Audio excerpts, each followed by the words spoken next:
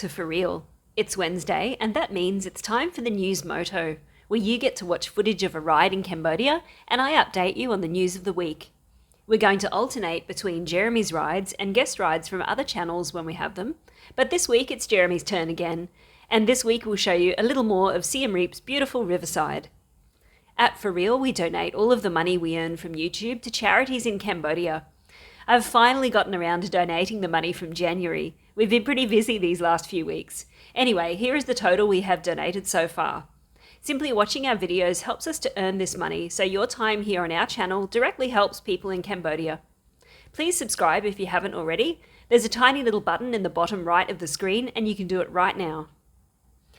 Today is Wednesday, the 22nd of February, and in this episode we will look at the dark world of gang activity in Cambodia, a very long internet cable, and what to do about the abandoned construction sites in Sihanoukville.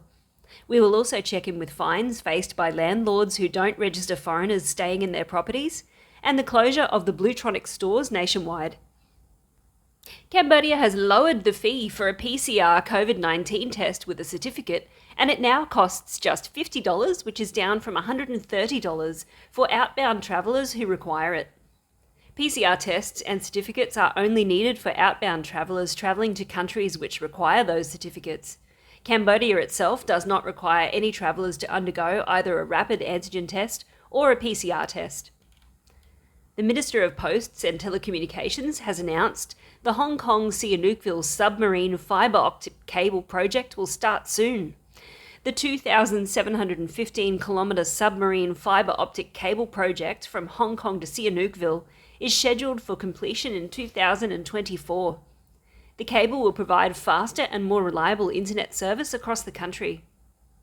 Still in Sihanoukville, the governor stated Sihanoukville has 1,006 high-rise buildings, of which 359 were unfinished and abandoned.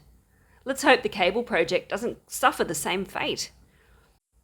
Many construction projects were suspended in Sihanoukville in the last 3 years due to the COVID-19 outbreak and the inability of Chinese citizens to travel. The lockdown led many investors to stop their investments as work could not go on. Also, the crackdown on illegal gambling has led to some building projects being suspended or abandoned. In the last few months, legitimate investors have started to return and resume their construction projects. However, the abandoned building projects are of concern because such projects have adverse effects on parties like developers, contractors, consultants, tourists, as well as the local community. The abandoned projects in Sihanoukville have caught the attention of Prime Minister Hun Sen, who has instructed the Minister of Economy and Finance to fix the issue, together with the provincial authority. A special committee to handle the problem has been set up. What do you think would be the best solution to fix this? Knock them down? Should there be a use it or lose it law? Leave your ideas in the comments below, we're interested to hear them. Still on housing though, the General Department of Immigration has warned that landlords and owners of all types of premises who fail to report long-staying foreigners, immigrants and tourists staying there will face fines if they don't inform the police. According to a Department of Immigration statement, the penalty will be made in accordance with the guidelines on the management of foreigners in Cambodia. The law on immigration states that owners or occupiers of all types of places of abode shall inform the competent authority within 24 hours of the presence of any immigrant or non-immigrant aliens. Officials are working with capital and provincial authorities to urge all owners and occupants of all types of accommodation to make these reports to the police. The General also said he will order officers to inspect all locations or residences where foreigners reside and impose the strictest penalties in order to promote an effective implementation of the law on immigration. This will ensure the safety and security of foreigners during their stay in Cambodia. It has been happening a lot in Sihanoukville lately in an effort to put an end to the international human trafficking scams that have been happening there. Just a reminder, the fines are only issued to the owners of the premises, not tenants or visitors. If you're living in Cambodia, your landlord should register you on the national app, and remember to get them to send you a screenshot of the completed form. It's important to get this as you may need it to renew your visa. We have never had an issue with this, and landlords are generally compliant. Next up, Bluetronics shops are set to be switched off in Cambodia. The Bluetronics chain has been operating in Cambodia since 2017. It had nearly 50 stores across Cambodia in 2021, of which only 2 remain open at this point. We remember when they were expanding during COVID, which we thought was a very strange decision, as nobody had any money to spend on those products. Plus, it was usually cheaper to buy similar products at smaller stores. A representative of the company stated it will be shutting down all Bluetronic stores this year.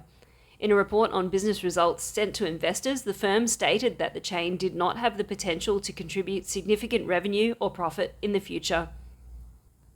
Cambodia's Minister of Public Works and Transport said the government is encouraging people to use electric vehicles and electric motorcycles because they are eco-friendly and more economical. Yardia is a major producer of electric two-wheel vehicles in the world, including electric motorcycles, mopeds, bicycles, and kick scooters. Yardia electric two-wheeled vehicles prices range from about $400 to about $1,600 based on the model. They can travel between 70 to 200 kilometers on a single charge and have a maximum speed of about 50 kilometers an hour. Although electric bikes are quite new for Cambodia, demand for them is increasing rapidly. You can actually see a lot more of them around Siem Reap, and you can hire them to explore the temples. Hopefully we'll be able to take some out soon for a spin. Batman or a Joker? A British man has been detained on suspicion of killing a man in a gangland hit on Christmas Eve. Authorities said they arrested a 31-year-old on suspicion of carrying out the hit on a 37-year-old Serbian man in front of an apartment complex in Phnom Penh. CCTV footage appears to show the victim, whose social media accounts boast photos of him holding weapons and cash, approaching a white vehicle on the evening of the 24th of December. He is then shot at close range by the perpetrator inside. The footage shows him staggering backwards and crawling away on all fours as the car left. Unfortunately, the man died at the scene. Police are unsure of the true identity of the man they arrested in connection with the crime. He is reported to use a variety of different aliases, including Joseph Schwartz, Jason Vernetza, Alan Bradley Wilson, James Spader, and even Batman.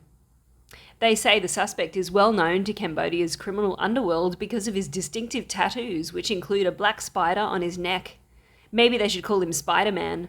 It's unclear whether having such distinctive tattoos is a good thing in this line of work.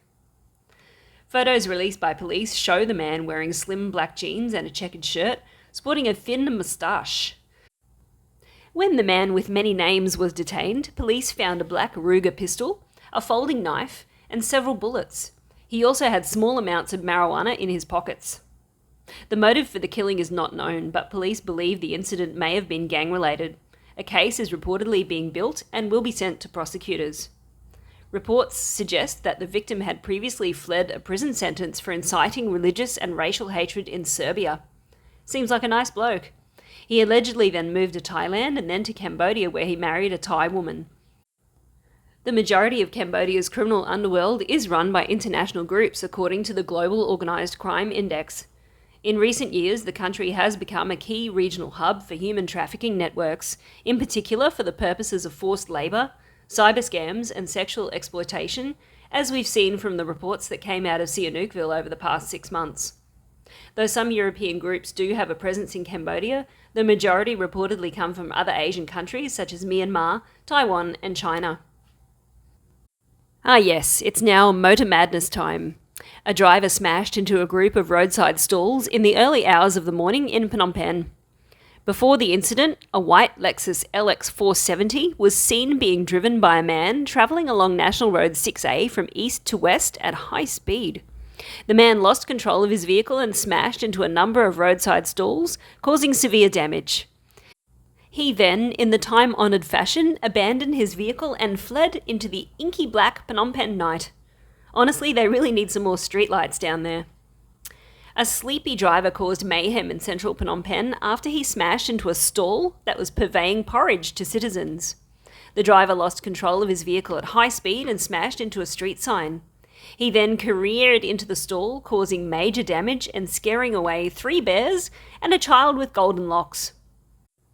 The two sides could not reach a compensation agreement, so the local authorities transported the vehicle to the police station.